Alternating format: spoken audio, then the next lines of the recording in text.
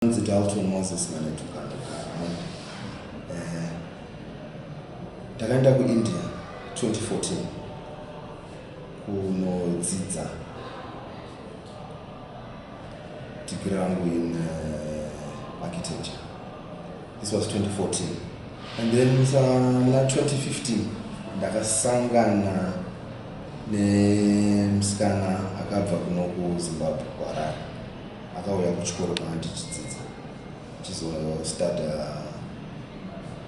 bachelor's in business, BBA. Hakuna kugara mwedzi miviri mitatu takatanga kudanana nemusikana. We had an arrangement of getting married. Takawirirana kuti paanopedza chikoro inini achadzoka kuno kumusha ondimirira ndopedza neno chikoro tozobatana. Saka zvinozoitika 2020 akazorohwa. Tichingotaura pafoni inini ndakazotadza kupedza, ndakatomiswa kuchikoro nekuti zvinhu zvangu for one reason or another zvanga zvichingoshaika maassignments angu palaptop, and there was no explanation of how it was happening. So administration yabva yangoti you are not taking chikoro chako seriously, saka chimborelaxa tozoona kumberi kuti tingazvifambisa sei. It went on 2020 ndakazorwara. Uriko? Ndiri koko India koko. And I was hospitalized for some time. Chipatara chinonzi chinonzi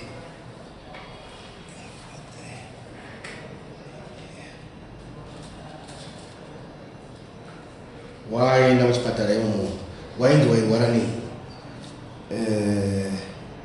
Kidney failure, liver failure, pneumonia, meningitis, and I was having a heart problem as well. Ndakatobuda muchipatara nenyaya yeCovid. Zvanzi nachiremba zviri nani unorecover uri kumba, tinge nesi anenge achingoya achikucheka uri kumba. And during that recovery ndanga nditori netube yanga ichidraina poison kubva muliver. I had that tube for about 2 months. Chifamba ndakatoitakura tube yacho bhegi racho. Vana chiremba vakati they couldn't find the source of because ropa rese mumuviri ranga riri poisoned, so raitoitwa kudrainwa ropa richiswa rimwe ropa. Just before, a few weeks before ndapinda muchipatara kuna May 2020 ndakataura nemusikana. Iye abva kwandiri, no, I think tombomira zvekutaudzana from nowhere. But kuti timire zvekutaudzana sei? Tine ma-arrangements atakaita and we're in a relationship. Zvinanzi no, it's for the best, because my baba wangu is against our relationship. But okay, if that's the case, that's okay. Takata phone abva ndibvunza musikana zvanzi paunofa uda kuti uda kuti panyorwe chii paguwa rako. Ndati mubvunzo wakaita seiwo. Anzi no, just answer the question. Ndikati no, zuva iroro patinosvika Mwari ndiye anenge azvitendera. Saka handingatauri kuti chichaitika kana inini ndafa. Zvikanzi alright, tichazviona kuti future yako yakamira sei. Kuna kwangu hauna kana future yako. handikona wangu hanzi kuona kwangu inini hauna kana future iwewe, ataura mashoko vaya. And a few weeks later ndikatanga kurwara. 2020 ipapo ndichiri kapa popa ndikazonzwa kuti musikana wayo aroorwa kumukomana.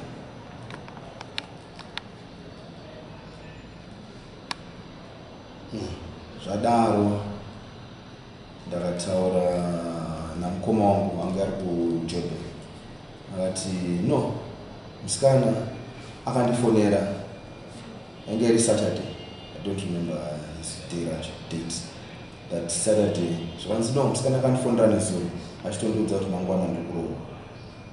Koma wangu akati munhu wangu hapana chaandinzi, hanzi aya handisi kuroorwa nemunhu wako, pana umwe mukomana ndakasangana naye kuchechi kwedu kuInzwaiwo.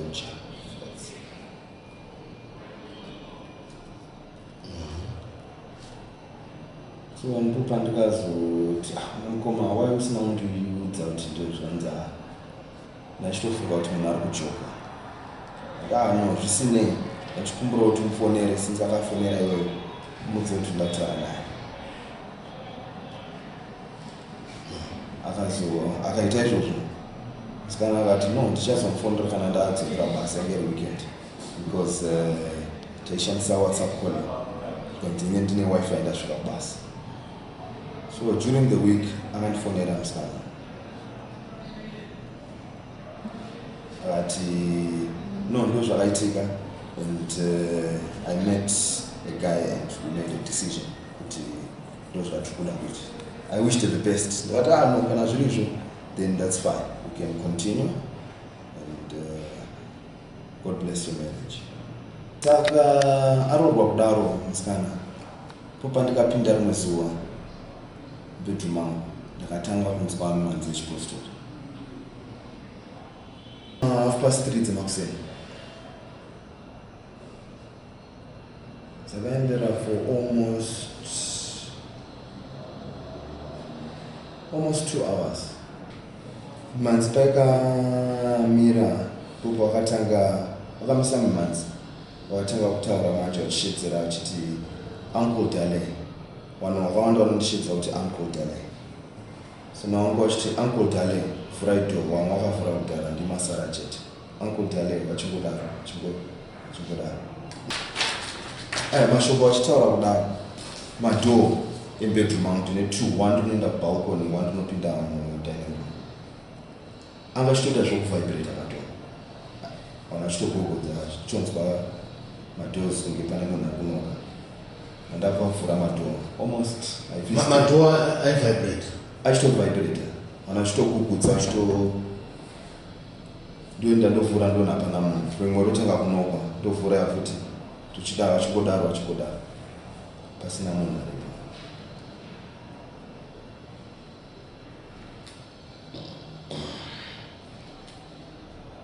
Ndopandikapfugama ndakanamata.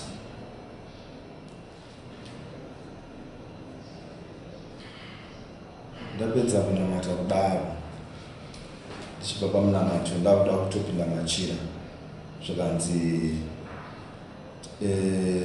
iwe Dalton, vanoshedza nezita rekutanga, zvakanzi Dalton, gara pasi toda kutaura newe. Pandikacheuka tarisa so ndikuona hapana kana munhu aripo, matauro atotoita so. Ndichingoceuka zvakanzi usacheuka. Shoko riri mukadzi remurume akati Dalton, gara pasi toda kutaura newe, ndinonzi Solomon. And then kubackground achitaura kudaro vati musikana wanga uchidana naye, siyana naye asi wako, ane murume.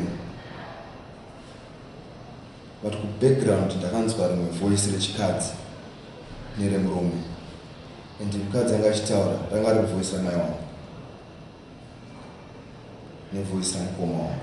Achiti no, mukomana takataura naye kuti asiyane nemusikana wayo.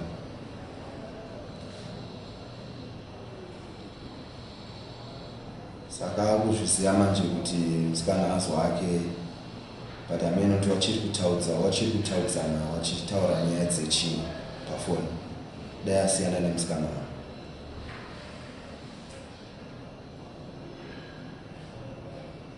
Wakacheuka zvakare hapana vanhu vakaona ivo? Hapana. Apa mavoice manje anga ari ivanhu vekumba niye anonzi Solomon. Ndiye voice rake ranga riri louder than amwe mavoices. And still zvaibva nechepakona bedroom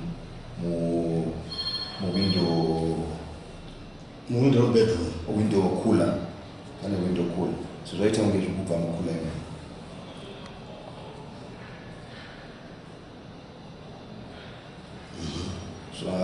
Zvatanga kutaura iye anonzi Solomon zvanzi usaudze munhu kuti tichikutaura newe. Wangoudza munhu chete tichauraya mhuri yako yese. Ndopandikazodiscover ndikati no, apa ndikuatakwa spiritual because amai wangu wane namba dzafoni yangu, mukoma wane namba dzafoni yangu, and mai wangu mufundisi.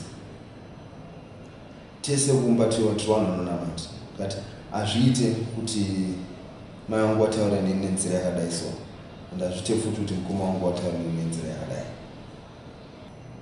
It went on the whole day. Ndisingatombozivi kuti chii chiri kuitika. Vachiuya watanga kundithreaten vachiti hamubati murowe nembama. Baba ndakatobuda mumba ndichitomhanya, ndakatobuda kunze ndikati ko vanhu vari mubedroom mangu, and pandaibuda kunze ndobva zvobva zvanyarara.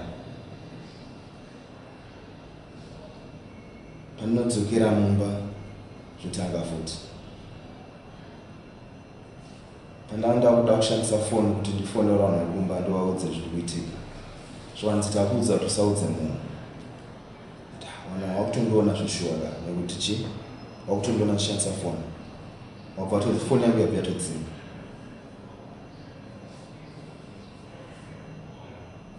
Ndipo ndakakumbira foni yasawira wangu wandaigara naye ndishandise. Zvanzi foni yangu haisi kushanda. Sorry too, zvanzi network, internet, wifi haisi kubata. Paiitika zvese mati maigara muri 3 iwewe nevamwe wako 2 vainge varipo here vachitozviona kuchiita zvinhu izvi ende mazuva aya vayanzwa here? Vaiona zvandandichiita asi vanga vasinganzwi. Ivo ndopo vakatanga kutotsvaka kufonera vanhu vekumba zvanzi amene zvikuitika nemukomana kuno. Saka zuva iroro handina kutomborara mubedroom mangu. Ndakatokwidza maflats edu panga pane terrace. Ndakarara kunzi paterrace ndichitoti ndakatowanda kuti vanhu vasandoona. Ndichimuka zuva rechipiri ndafonera musikana ari kuno kuZimbabwe, ex-girlfriend. Andamuudza zvese zviri kuitika.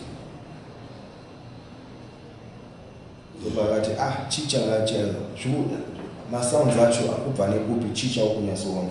Hapana chandikuona, but vanhu vari kungotaura kuti chii ndisiyane newe. Zvikanzi mira ndozokufondera back. Haana kufona back.